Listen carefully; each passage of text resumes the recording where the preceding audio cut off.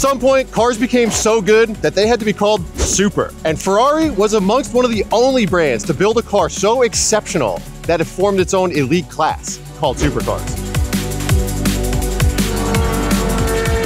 Supercars represent a cutting-edge technology of speed, power, and design. And I didn't know what else to say about them, so I asked ChatGPT, and this is what they said. These vehicles typically feature powerful engines, lightweight materials, and advanced aerodynamics, making them capable of exceptional performance. Yeah, exceptional performance and lightweight materials to hold my trunk closed. It's an Italian car, what do you expect? It's always gonna have problems. So if these things are so super, how come I never see them here at the track? I can count on one hand how many Ferrari and Lamborghinis I've seen out doing track days instead of at professional racing series. So today, we're gonna see how the supercar stacks up to ordinary cars on track. And also at the end, we'll go through all the lap times of all the cars. We'll see just how they stack up, which is a great opportunity for me to drive other people's cars. That's thinking.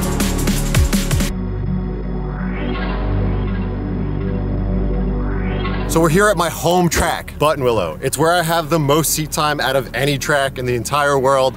So it's a good place to see just how super the supercar is. We're running CW13 configuration. It's 2.6 miles of 21 turns, and it consists of everything you can ever have on a racetrack. It's got hairpins, chicanes, on and off camber turns, some elevation, sweepers. It's a track that rewards commitment and bravery. So it's a really great track to test every type of drive-in. And in SoCal, it's a track known by everyone. And to be quick, you want to be sub 2 minutes. We're here today with SoCal Drivers Club. They're the homies. They have these low car count, almost private days, and they even have cars that you can rent, so you could come out to California, rent one of their cars and go session Buttonwillow. It's like our favorite track in SoCal, even though it gets really hot here. So let's go see what we could do.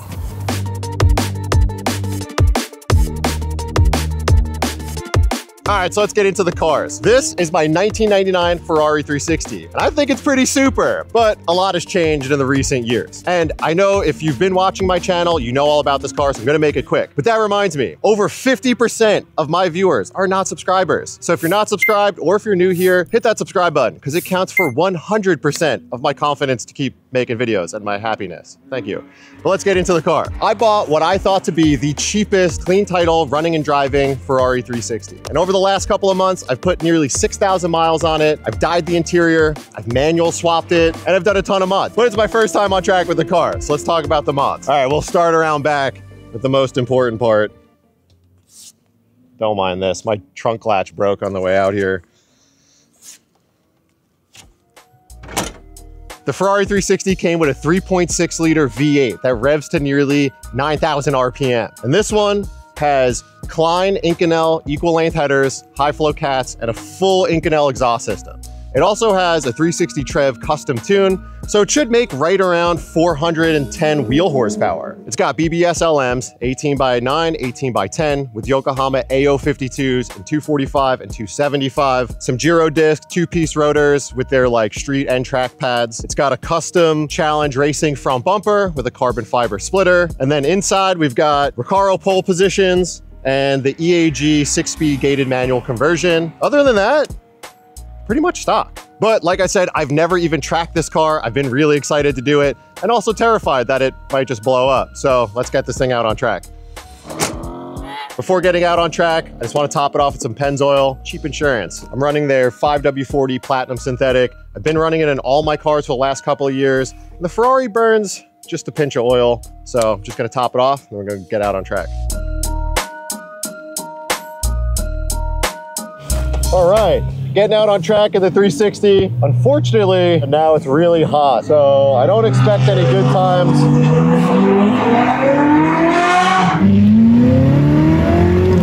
Let's see what this thing can do.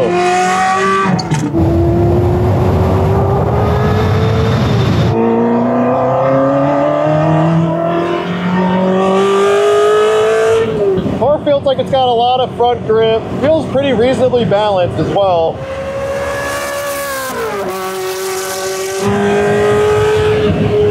I think I need to tune the dampers a little bit, but it feels all right. The ABS kicks in on the brakes really early. All And the car is geared really short. You end up shuffling a lot through the gears, which loses a lot of time.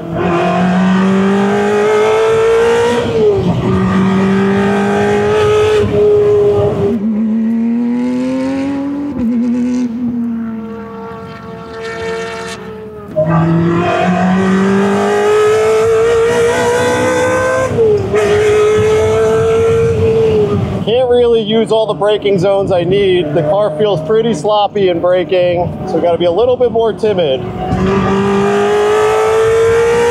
This is a section you feel like you can really use a rear wing in. It's got a lot of front grip, lots of bump steer. Probably could raise the car up quite a bit and gain some suspension travel and better geometry out of this thing. But it looks cool, so we're dealing with it.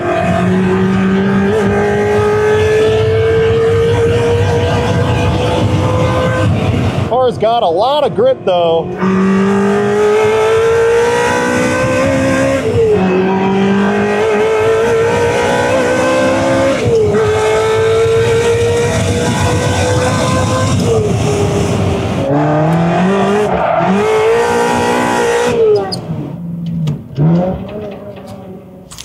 Whew.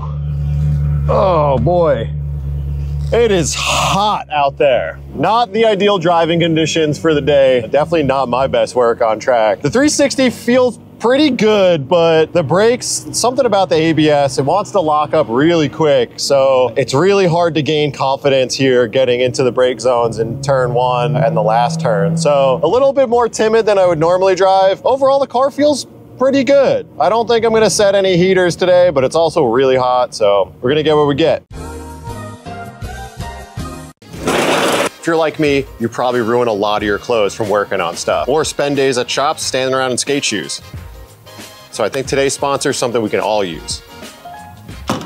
It's Brunt Workwear. And this stuff is cool because the more you use it and the more you ruin it, the better it looks. I used to exclusively wear sneakers while working on cars. The thing is that they get trashed, they're not great for being on your feet all day, and they end up in the garbage pretty quick. I wore these while working on my car at FCP, and it was incredible. I was on my feet all day, and I got them really filthy, but I think they actually look a lot cooler. These things are super durable. They're triple stitched. They have slip, oil, and heat-resistant outsoles, up to 572 degrees, which is insane. And the best thing is you won't be buying new shoes all the time. Think of it that way, it's a great value. If you don't believe me, they offer a free trial where you can wear the boots to work, and if you don't like them, you could send them back for a full refund. Shipping is covered both ways in the United States, so there's actually no risk in giving them a shot. So I really enjoyed wearing mine. It's awesome that they're supporting the channel, so go check them out. They're even offering a small discount for all my viewers. Go to bruntworkwear.com/VIN10 and you'll save 10 bucks on any of your orders. It's really nice stuff. I support it, so thank them for supporting this content. Now let's get back to it.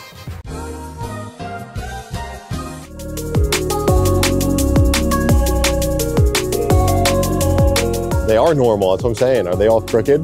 Do they look crazy? I sat on them in my car, so I just don't know. All right, first car we're gonna put this up against is one that is most similar to the 360, which is the C8. I know what you're thinking, most similar, but it's a V8, it's mid-engine, but it is 25 years newer. So it makes 490 horsepower, 460 foot-pound of torque, and it has an 8-speed dual clutch transmission, and it's not that much more heavier. It weighs in just under 3,400 pounds. So let's go grab the guy who owns it. Here I am again. So when we were at the Nitron HQ doing the suspension install on the 360, I invited Guy out to this track day, and I came. And you came, but not only did you come, you like fully modified your car. Yeah, we had just a few weeks and thought we just can't take the stock seat out. Also, let's just talk about the fact that you guys moved here from the UK. Yep. And you immediately bought the most American car possible. Well, I had to have a V8, and then I was thinking you should really be mid-engine because I'm a mid-engine guy and this is what you get. Yeah, I think a stock C8 would absolutely destroy the 360. Might be on par.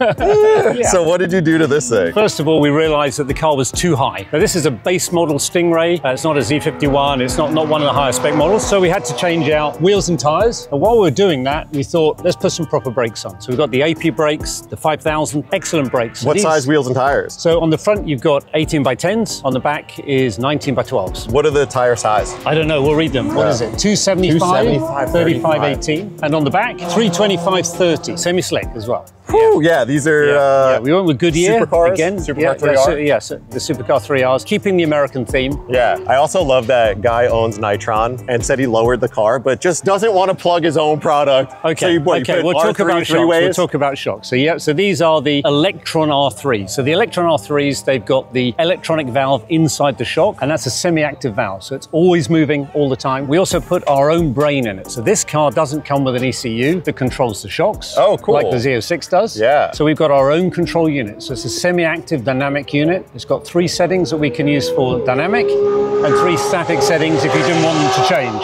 The valve inside the shock is working all the time. It's looking at the brain to tell it you're braking, you're cornering, you're putting some diagonal loads in. All 4 shocks will react differently. Wow. 6 millisecond response time. So 6,000ths of a second, full hard to full soft. I wish my brain reacted in 6 milliseconds. Mine does. That's great. Being from Europe, like it would be the ultimate like club sport spec car. Yeah, so it's got wheels and tires, brakes, really good dampers, bucket seats, roll bar, but like all the other creature comforts of like a stock street car. You got the aircon with the front axle lift. You can get on your driveways. You can go into the gas station, no problem at all. Can we look out back? Because there's something crazy pointed out back too. Yeah, we can look out back. God damn! Yep. Guy, how old are you? I'm 58, so. Nice. It gives me hope that I'm never gonna grow up. Because like this is, you just ruined your daily driver. Yeah, absolutely. And it is my daily driver. I don't have another car. This is the daily driver. It's getting more compromised, but it's still a daily driver. So you'll have a go and you'll like them. Definitely. Right. Well, let's see what we can do. Yeah, thanks, sure. man. Okay, the C8. This is the car that is most like the 360, mid-engine, V8, just 25 years newer. This is the type of car that's gonna be faster than I am good. It's gonna require every little ounce of attention because it's a lot to handle on track. Oh my God, it's so fast already. And I absolutely love this dual clutch transmission. I think it works incredible. It's so smooth, but it's so sharp. Oh my God, I'm gonna have to adjust on how to drive this thing. It's so much faster and so much more precise.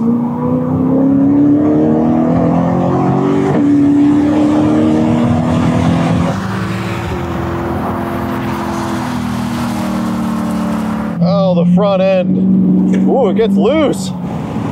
Ah, it understeers a bunch because the tires are probably really hot. Oh my God, and this is the section that's really hard. It's going into Riverside because you can carry so much speed in this car, but it's razor's edge on keeping it on track and going off at 110. Oh my God, getting your braking zones right is so hard in a fast car. Traction control is very, very intrusive here. Lots of bumps.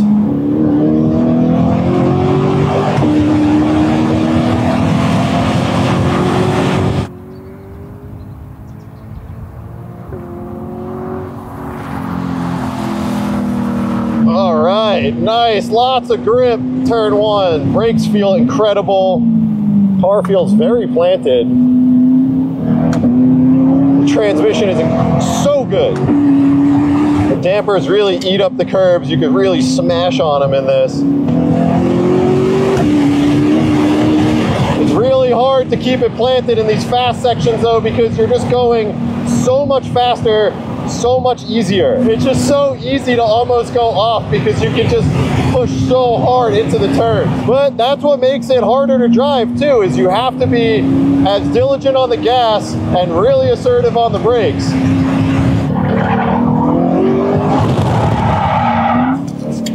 All right, the C8 is so fast.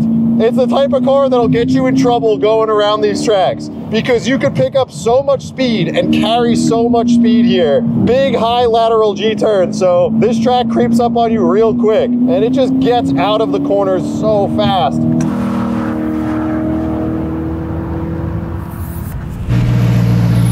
I brought it back in one piece. You like it? Yeah, it's good. Yeah. Oh man, but I gotta say, this is it's a lot of car to get used to. Yeah, I mean, it's V8, it's 6.2 liters, it's what, nearly 500 horsepower. Are you trying to leader shame me right now? No, I'm just saying. All right, on the complete opposite end of the spectrum, we've got the budget sports car, the antithesis of a supercar. So these make 278 horsepower and under 200 foot-pounds of torque. 228. 228. Don't and you give said me it more. makes what, 190 wheel? But this is a really popular platform here at the track. You see a ton of these all the time. And although this car looks like a full-blown race car, it's 100% mechanically stock. So this is a 2023 Subaru BRZ, and it's actually today's cameraman, but No. but he doesn't want to be on camera at all. Got a 2023 Subaru BRZ, and they have a 6-speed manual, and they're fairly light. Have you weighed this one? 2632. 2,600 pounds. So this is a really great platform for doing track day work. This one's got a pretty crazy aero package. You've got some RS Future splitters, RS Future side splitters, big RS Future wing. What is this body kit? It's a Street Hunter body kit. Street Hunter body kit, wide body too? Mm-hmm. Nice. Did you swap a carbon roof on this? Yeah. I'm not gonna lie, I kind of thought this was a wrap. This is actual carbon. No, look. Look inside. Wow. Okay. You're ridiculous. This dude street drives this car. 100% mechanically stock. You've got big old Brembo GTs in the front, Workmeister wheels. Thank you for rocking really nice wheels as a track car. What size tires do you run? 255, 35. 255, 35. So it's got a lot of grip for a car that weighs way under 3,000 pounds. Do you have a hood pop or can I just pop this? You can pop it. It's both stock. I'm not Look at showing this. it. 100% stock. I'm not showing it. And honestly, No, just kidding. Stop. dude, this is one of those things where like back in like forum days, you might roast a car that looks so crazy but has a stock engine. But here in California, smog legal, still has a warranty. You could hot lap this thing all day and have no issues. That's and if 56. something breaks, you just bring it to the dealership and have them fix it. It's pretty incredible. This is hilarious though. The juxtaposition from this to the outside is crazy. He says he wants to K-Series swap this thing. Let him know in the comments if he should do it or not. I say don't. Interior, first off, my man's out here with rally sliding windows on a street car that you pretty much daily drive. He didn't trailer this here today. He drove it with all the camera gear packed on the passenger seat. It's got a full roll cage, carbon roof, and some Recaro seats. But other than that, pretty simple, right? No AC. Are these composite doors? It's carbon. Wow. And it looks really cool. It's got a huge diffuser out back, and you could see all the suspension bits. What coilovers are you on? These are reaction coilovers. And you got all the arms and stuff on the car too? SPL. So full SPL. You could see some of it poking through the back.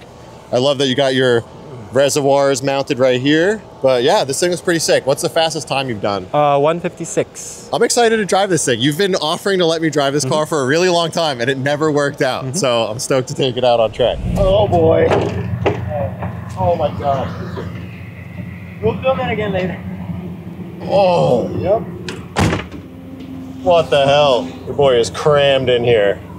Oh my God, this seat is so small. All right, wide body, aero, stock power. This car should be a lot of fun. Right away, you notice interior ergonomics are really nice. Even though his seat's set up higher, you sit pretty low. Not a lot of power. But it's peppy, so we'll see how it does. Wow, there's so much grip. His tires are pretty old and pretty shot. We're not gonna get the best lap time, but it is a good feeling car. But I gotta say, driving a car like this, it's actually pretty fun because you get to drive it really hard and it does everything that you want it to do. You know, there's some cars that are on the limit of grip because they have so much power and you can go too fast into everything. But it's really cool to drive a car that just does exactly what you want it to do. And nothing better than just being able to stay floored as you go through the S's. It's so cool.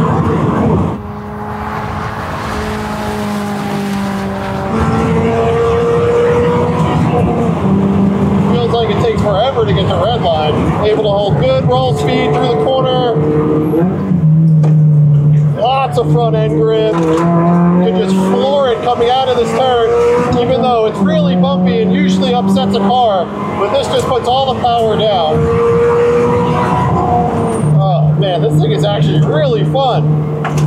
Shot tires or not, this thing is super fast.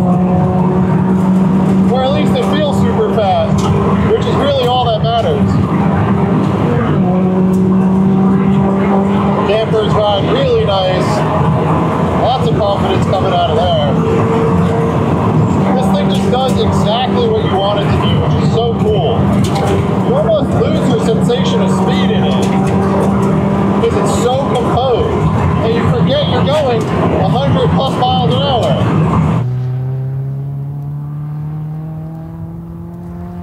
Just the way this car drives is so fun. You drive it flat out and it does everything you want it to do, which is so cool. Not the case for so many cars. So I really, really enjoy driving this car. Dude, this thing's really fun. Fun, right? It's a great car. I love this thing. I was just telling the GoPro here how much I like this and I kind of want one. Oh, dude, this is fun. Thanks for letting me drive this thing. Of course. Honestly, this defies all logic because you don't need a fast car. Like, horsepower doesn't even make it fun. Just driving 100% feels so cool. Platted too, right? Super planted. Even on these scrubbed ass, look at these tires. You don't even have tread left. These things are smooth. It's cool, you built a nice car.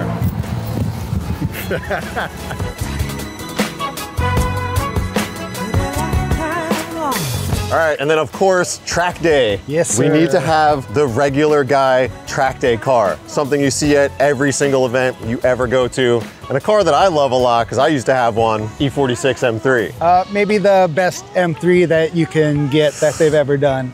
Ooh, I think so. Tough. This is Charles. He runs SDC. They've got a whole fleet of rental cars, and this is one of them. Of M cars too, specifically M cars, because I love BMWs. And the thing I love most about what you guys are doing is you've got a Dakar yellow E36 rental car. Yep. You've got the Phoenix yellow slick top. Yep. And then I don't know the name of the car, the F80, but Sakir Orange F82, our but like newest nice one. spec. Yeah. Yeah. Because we want to have it special, like STC's premium. We want to have like everything we do premium. That's our goal. So what do we got here? So we got E46, M3, MCS coilovers, Brembo GTS brakes, Titan 7 wheels, AO52s, and then like cooling. Like it's a simple build, so it's just the necessities that you need to track the car and still daily drive. You could take this to work all day. Yeah, so again, it's sort of like the Club Sport package. It's suspension, wheels, tires, brakes, it's safety equipment, and cooling mods, but no real like power mods. Nope. Just Stock. all about just Stock. Reliability. I like that. Make it work, make it work. And the E46 M3, for all you guys who don't know, 2004, 333 horsepower at the crank. It weighs about... This one's 3,070 pounds. Wow, really? It's actually that light? But I think because this one is like slick top, no navigation, no subwoofer in the back, manual seats. Obviously those are gone now, but he really did like a low spec car, so the weight is a little bit less. Yeah. So a little under 300 wheel horsepower, yep. Right about 3,000 pounds. That's perfect. Really nice. That's perfect. That's wow. perfect. What type of lap times have you done in this car? Right now I'm doing 58s, but I think it's capable of like 56. Cooler day, fresh tires. Yeah. I think it's a 56 car all day. And for everyone who's not in SoCal, how it works here is you pretty much get your fast laps in the morning, yep. And then by 11 o'clock, it's pretty hot and dusty, so your times will go down like 4. You're just out to have fun after that. Yeah, it's just about lapping after that. So I'm excited to drive this thing. Awesome, Thanks for having us out. Of course, thanks for coming. Right at home in the E46 M3. This is a car that I am excited to drive. I used to have an E46M. I sold it because I wanted a dedicated track car. Then I regretted it because it was the perfect dual purpose car. The nice thing about the E46 is it's got an S54 inline 6 that not only revs to 8,400 RPM, but also has 6 individual throttle bodies that give it a really unique tone. This motor is super spicy. It's my favorite part about this car. The CAE shifter is really nice too, super precise. Nice full action.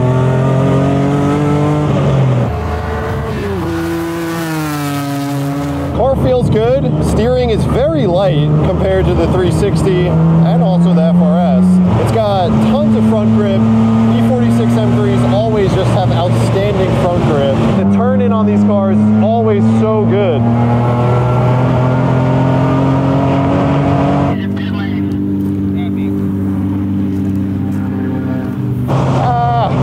This is where this car could really use some aero. You feel the rear just kind of dancing around. The rear is just holding on for dear life. Oh man, it's so lively. This thing just dances. Ah man, hard on the brakes, down into third, really slow corner. Gotta try to roll speed it. Try to stay flat through this section, but you gotta lift just a little bit because the rear just doesn't have enough grip. Slight tap of the brake, jump the curb. Oh my God. This thing is so fun. The track is super slippery right now. Oh, I love that shifter, man. It's so cool.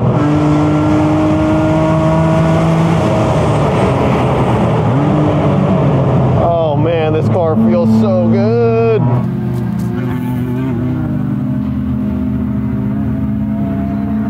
Feels good to be home. The E46 M3, man. What a car. I love these things. Kind of known as BMW's worst sounding M car, I absolutely love this chassis.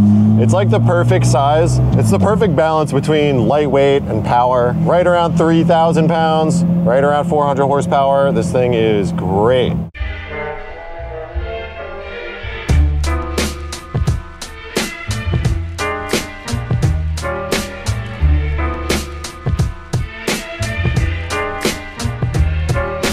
Before we get into the results, I think I might owe you guys just a little bit of an apology. The vibe felt off on the video, my energy felt low, but I actually ended up realizing that I had a 101 fever while at the track.